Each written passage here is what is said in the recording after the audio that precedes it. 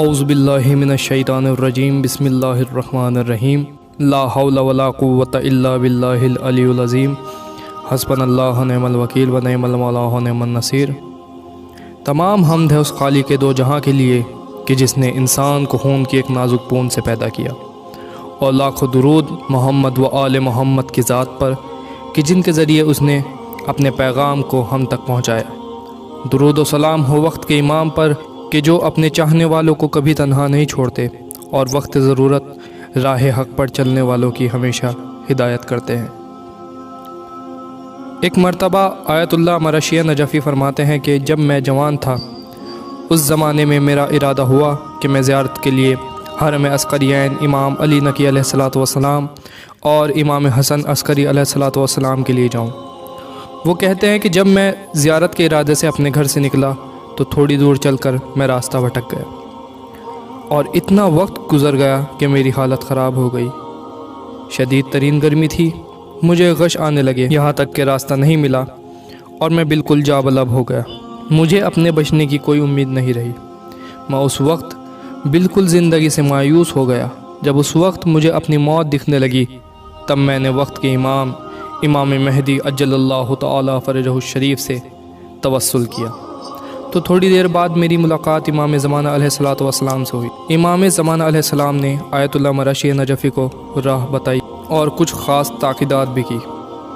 وہ تاکیدات جو امام زمانہ علیہ الصلوۃ والسلام نے آقا مرشی نجفی کو کی وہ ان کے شاگرد سید عادل علوی نے ایک کتاب قبسات میں رقم کی ہے۔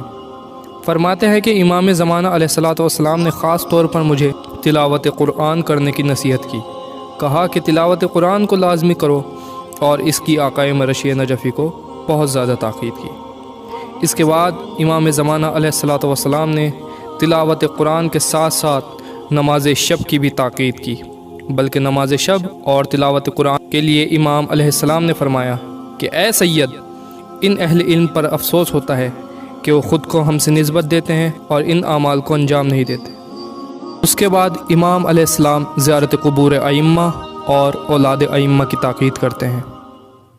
اس کے بعد امام علیہ السلام نے احترام ذریت سادات کی بھی آقا مرشی کو تاکید کی کہ دیگر افراد کو چاہیے کہ سادات کی عزت اور احترام کریں، اور اس کے علاوہ جو دیگر علماء کے قبور ہیں، شہداء کے قبور ہیں، صالحین کے قبور ہیں، وہاں بھی ضرور گاہے بگاہے زیارت کے لیے جانے کی تاکید کی۔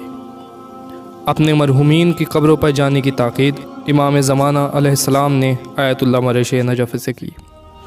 اس کے علاوہ امام علیہ الصلوۃ والسلام نے آیت اللہ مرشی نجفی کو اس بات کی تاکید کی کہ امیر المومنین علی علیہ الصلوۃ والسلام کے خطبہ شکشکیہ کو حفظ کریں۔ اس کے علاوہ امام زمانہ نے خطبہ حضرت زینب سلام اللہ علیہ کے حفظ کی تاکید کی، اور امام علیہ السلام نے خاص طور پر والدین کی خدمت کی تاکید کی، خواہ وہ زندہ ہو یا انتقال فرما گئے ہوں۔ اب ایک سوال اٹھتا ہے کہ مرنے کے بعد خدمت کیسے ہو؟ یقیناً ان کے واجبات کو انجام دے کر، ان کے لیے دعائے خیر کرنا، ان کے لیے تلاوت قرآن کرنا، ان کے لیے اعمال صالح انجام دینا، ان کے لیے حج و عمرہ اور زیارت کا ثواب ان کو ہدیہ کرنا۔ امام زمانہ علیہ الصلوۃ والسلام نے آیت اللہ مرشی نجفی سے کہا ایک عقیق جس پر 14 معصومین کے نام کندہ کیے جائیں اس کو میت کے منہ میں رکھنے کی تاکید امام زمانہ علیہ الصلوۃ والسلام نے آیت اللہ مرشی نجفی کو کی۔ پھر اس کے بعد امام زمانہ علیہ الصلوۃ والسلام نے نماز جماعت میں شرکت کی تاکید کی۔ امام نے فقہ، حدیث و تفسیر کے مطالعے کی تاکید کی۔ روزانہ کی بنیاد پر فقہی مسائل، احادیث مبارکہ، تفسیر قرآن کی امام نے تاکید کی۔ اس کے بعد امام زمانہ اجل اللہ تعالی فرجہ الشریف نے آقا مرشی کو نہج البلاغہ اور صحیفہ کاملہ کا مطالعہ کرنے کی تاکید کی اور ان کی دعا کو حفظ کرنے کی تاکید کی۔ جب امام زمانہ علیہ الصلوۃ والسلام نصیحتیں کر چکے اس کے بعد آیت اللہ مرشی نجفی نے امام سے کہا کہ مولا مجھے کچھ دعا دیجیے۔ تب امام زمانہ اجل اللہ تعالی فرجہ الشریف نے آیت اللہ مرشی نجفی کے لیے دعا کی اور اپنے دست دعا کو بلند کیا اور یہ دعا دی کہ پروردگارہ تجھے اپنے پیغمبر اور ان کی آل کا واسطہ اس سید کو دین کی خدمات کی توفیق عطا فرما۔ اسی دعا کے نتیجے میں آیت اللہ مراشی نجفی نے قم کے اندر ایشیا کی سب سے بڑی لائبریری کو قائم کیا۔ اس کے بعد امام نے دعا کی کہ پروردگارہ اس سید کو امن نجات کی لذت و شیرینی عطا فرما۔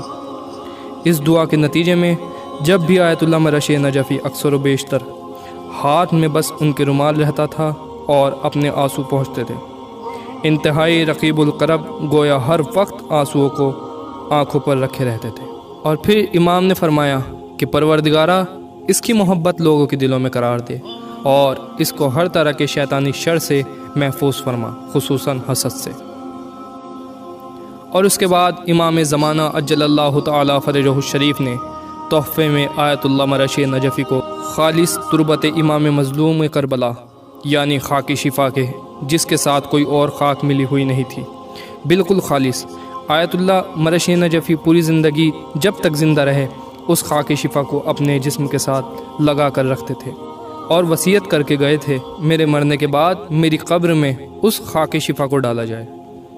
اور اس کے علاوہ امام زمانہ نے آیت اللہ مراشی نجفی کو ایک عقیق کی انگوٹھی بھی تحفے میں دی۔